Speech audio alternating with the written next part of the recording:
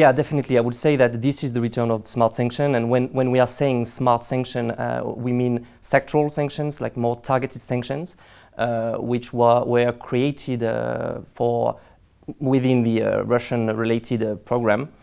So in 2014, after the annexation of Crimea. And the idea was really to target some sectors of economy for the Russian program that would be the financial, the defense, the energy sectors. And nowadays, we are seeing that more and more in more and more sanctions regime, targeting Venezuela, targeting Iran, and the latest would be Belarus, with a really complex and complete EU sanctions program this time, targeting tobacco products, potash, petroleum products as well. And there is also some some financial measures inside this sanctions program, targeting some really special transferable securities and money market instruments with maturity exceeding 90 days. So this is really a trend that we are seeing on the EU as well as in the US.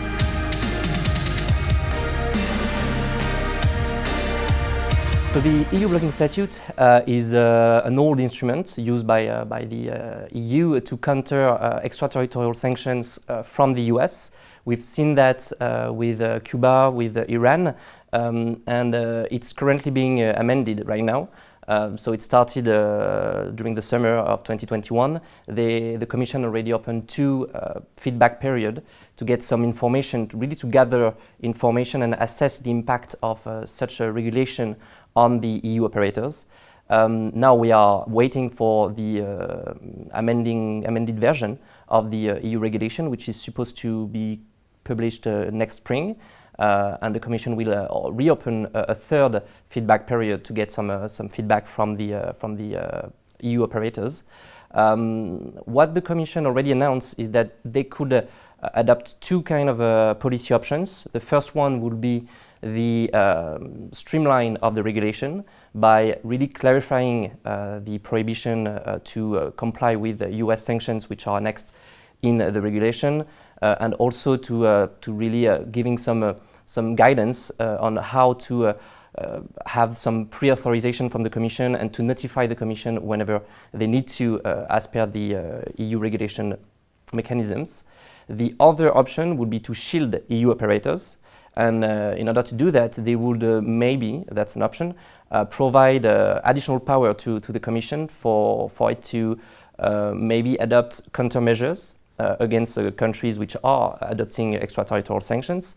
It could also be maybe commercial restrictions, like exclusion of these countries from public tenders, or even visa restrictions.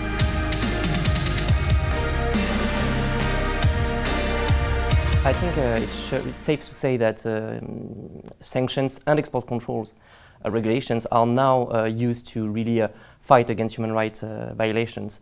That has been the case for now a couple of years on the US side with the 2016 Global Magnitsky Act, which is the main sanctions regime tackling human rights violation on the US side, but also on the export control side, and this is maybe a little bit newer. We've seen that with the withhold release order, so the WRO, which is issued by the Customs and Borders Patrol on the US side, and it's basically prohibiting some certain products to enter into the US when there is an involvement of forced labor. So that has been the case for some products like tomatoes or cotton coming from the Xinjiang region in China due to the mistreatment of the Uyghur population. And we also have seen this trend to use economic sanctions and export control against human rights violations in the EU. It's rather new. Now we have the global human rights sanctions regime, which has been enacted last year in December 2020. And we've seen also a recommendation which has been guidance which has been issued by the Commission in order to help EU operators to perform due diligence and make sure that they are addressing the risks of forced labor in their operation and in their supply chain.